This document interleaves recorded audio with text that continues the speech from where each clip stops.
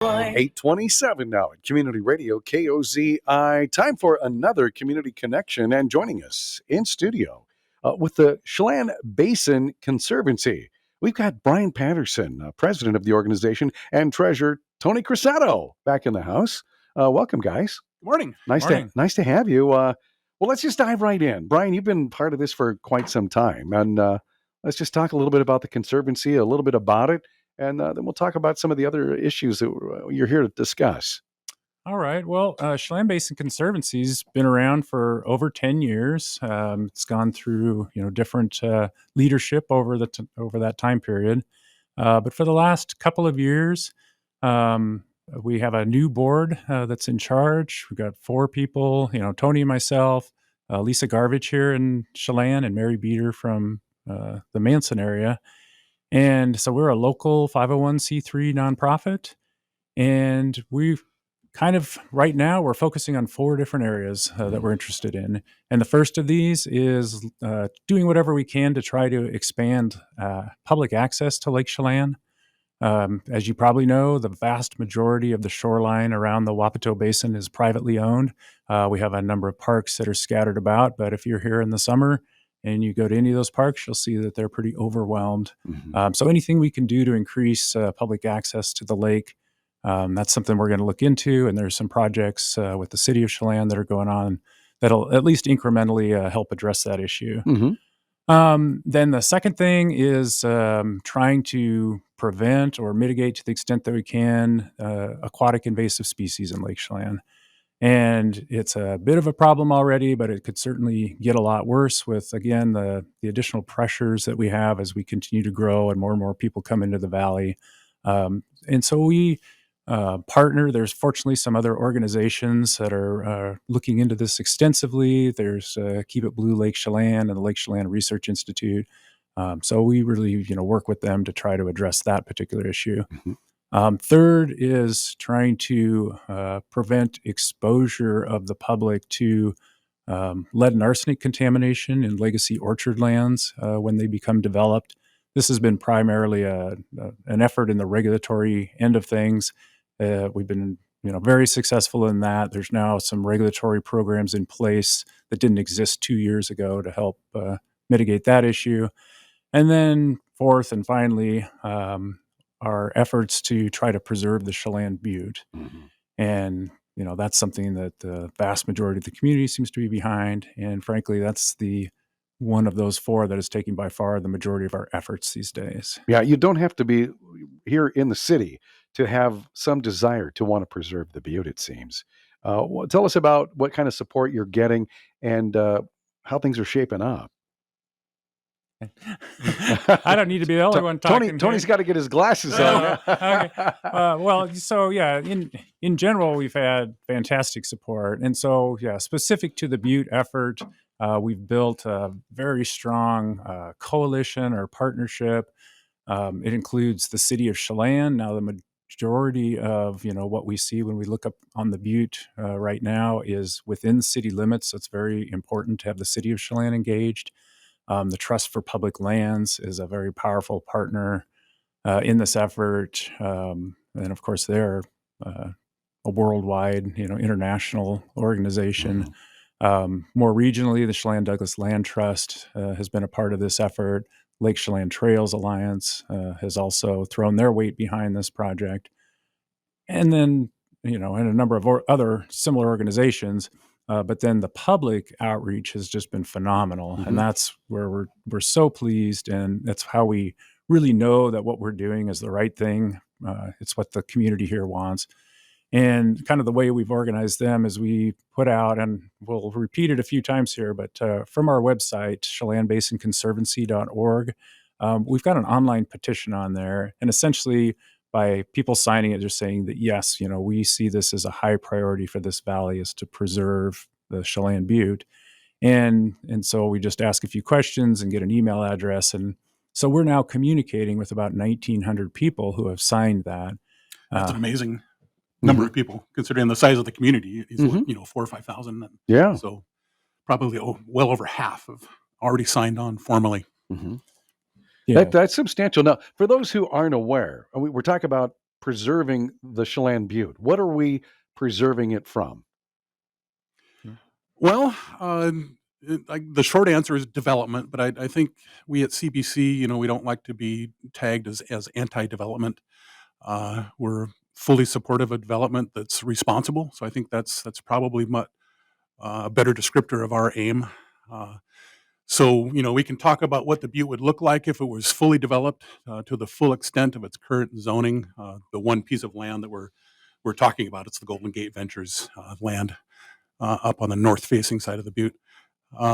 Yeah, that's zoned tourist accommodation, so it technically or hypothetically could be built out at the same volume as like the lookout, like 4 lookouts across the Butte. I don't think that's their current plan. I don't. The property is now undergoing a boundary line adjustment, so the what that plan is shaping up to look like is a much smaller development of 29 to 30 lots.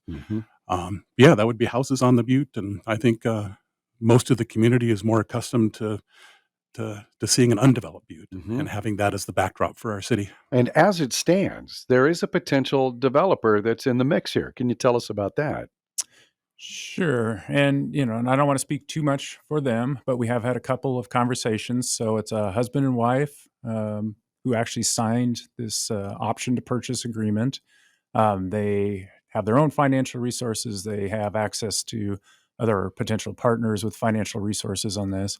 And and what they're looking to do is they have their own vision for what they would like to see done with that land, and it doesn't necessarily mean plastering houses over the entirety of it, but the bottom line is we don't know exactly what it is that they're planning to do. So we're trying to keep in touch, keep the dialogue going, and waiting to see. But meanwhile, and getting to the issue of what could be done up there on behalf of the public, one of the things that we're moving forward with is submitting a grant request to the state legislature. It's being co-sponsored by Representative Steele and Gaynor. And this is what we're just calling a planning study. It's a Butte acquisition and planning study. And it's basically, it would be an effort to look at how properties up there might be acquired, what kind of ownership structure you would have, and how they would be maintained into perpetuity. Because that's the thing, you preserve a chunk of land, well, then if you're doing that on behalf of the public, you own it forever, and you have to figure out what to do with it. So this planning grant request was just submitted a few days ago. We'll find out in probably early April whether or not that's successful. And if so, then the Trust for Public Land will manage a study that would include public input on exactly what we could do up there in terms of preserving it, enhancing it with trails and things like that for public use, and then how it would be maintained into the future. With a potential developer already in the mix, do you have the luxury of that kind of time?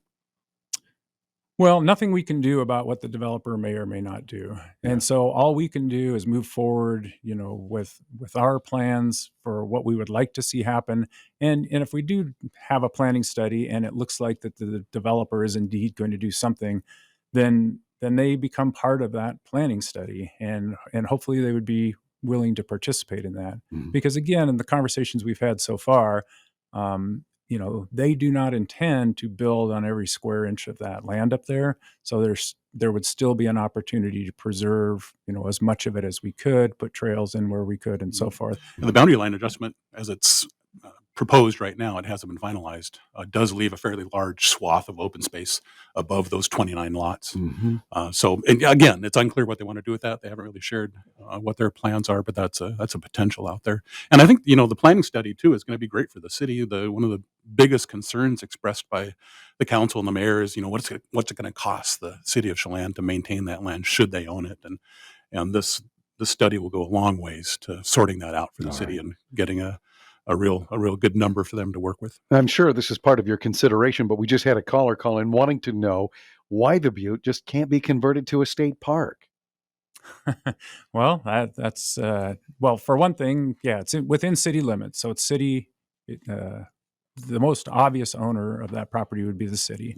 Doesn't have to be, and there are other options out there that we're certainly going to pursue as part of this planning study if we get the grant money. But but something like that. I mean, there has been conversation of turning it into as part of a city park, and the model for that is what Wenatchee has been doing. So I'm sure a lot of people are familiar with the foothills open space properties around Wenatchee, Castle Rock, Saddle Rock, etc. And each one of those parcels, has somewhat of a different structure, but a lot of those open space areas are owned by the city of Wenatchee, maybe even maintained by a different organization, but it's part of their city parks system. And right now, the top of the Butte is government land. It's a combination of federal and state land. DNR, the Department of Natural Resources, owns some chunks up there, and we've been talking to them about how they might want to participate in our efforts on this particular Golden Gate Ventures land. So, state ownership or state involvement to some extent is a part of our plan too. Okay. So overall, if the Chelan Basin Conservancy could wave a magic wand, what would happen? Well, as much of the upper portion of the Butte as possible would be set aside for public use. Again, have to figure out how it's owned, how it's maintained into perpetuity, and then you figure out how to put a few trailheads up there, trails for hiking, snowshoeing, cross country skiing, whatever, the community is interested in. And again, that's another part of this planning study, is to figure out exactly what the community would want to have up there. It's not up to CBC by ourselves to try to dictate what that may or may not be. But the fact is, we would want to preserve it from future housing development up there and push housing to other areas around the valley. All right. For folks who want to get involved with the effort, what's the best way for them to go about doing that?